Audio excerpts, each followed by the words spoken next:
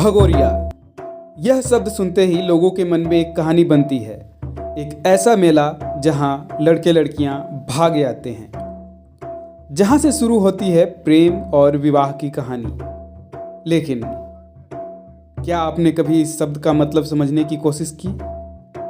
क्या भगोरिया सच में भागने से बना है, या यह एक ऐसा नाम है जो असली शब्द को समझे बिना दे दिया गया?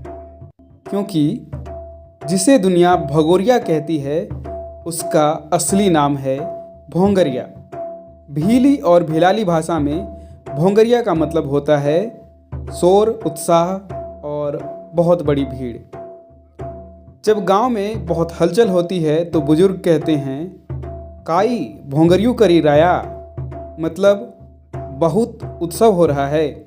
लेकिन बाहरी समाज ने इसका मतलब बदल दिया और यहीं से शुरू हुई एक संस्कृति की सबसे बड़ी गलतफहमी। First people India. भारत के पश्चिमी मध्य प्रदेश में जहां जंगल आज भी सांस लेते हैं, जहां पलाश के फूल आग की तरह खिलते हैं, वहीं होता है भोंगरिया। यह उत्सव मुख्य रूप से झाबुआ, अलीराजपुर, धार और बड़वानी जिलों में मनाया जाता है। यह भील, भिलाला और पटलिया जनजातियों का सबसे बड़ा उत्सव है और यह सिर्फ एक दिन नहीं होता, यह पूरे एक सप्ताह तक चलता है।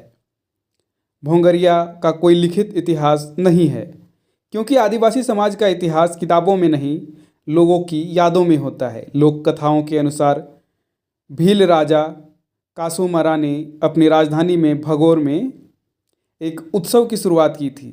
लेकिन भोंगरिया किसी राजा का उत्सव नहीं है, यह समाज का उत्सव है। कुछ लोग यह भी मानते हैं कि जब मांदल वाद्य यंत्र बना तब पहली बार लोग एक साथ नाचे और वहीं से शुरू हुआ भोंगरिया। भोंगरिया होली से 7 दिन पहले शुरू होता है, लेकिन यह एक जगह नहीं होता, यह अलग अलग गांवों के हाटों में होता है। हर गांव का अपना एक हाट दिन होता है और होली से पहले वही हाट भोंगरिया बन जाता है। इसके 3 चरण होते हैं। गुलालिया, जहां एक दूसरे को लोग गुलाल लगाते हैं।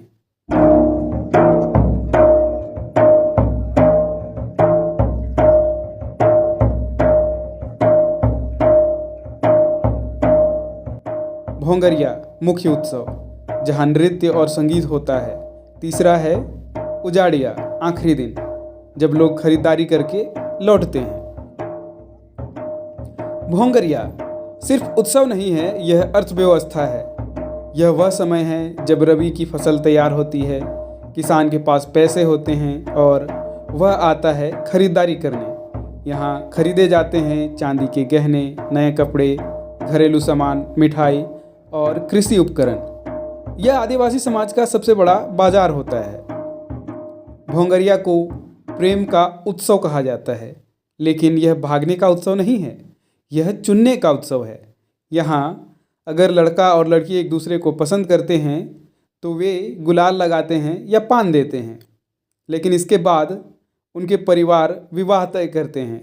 यह एक सामाजिक प्रक्रिया है, यह सम्मानजनक है, यह सम्मान यानी कि सहमति पर आधारित है। भोंगरिया का दृश्य अद्भुत होता है। महिलाएं पहनती है चांदी के गहने, हसली, झुमके, कड़े। पुरुष पहनते हैं धोती, साफा और रंगीन कपड़े। और सबसे महत्वपूर्ण, मांदल की आवाज़ भोंगरिया की आत्मा है। आज भोंगरिया बदल रहा है, मांदल की जगह डीजे आ रहा है, परंपरा की जगह मनोरंजन आ रहा है।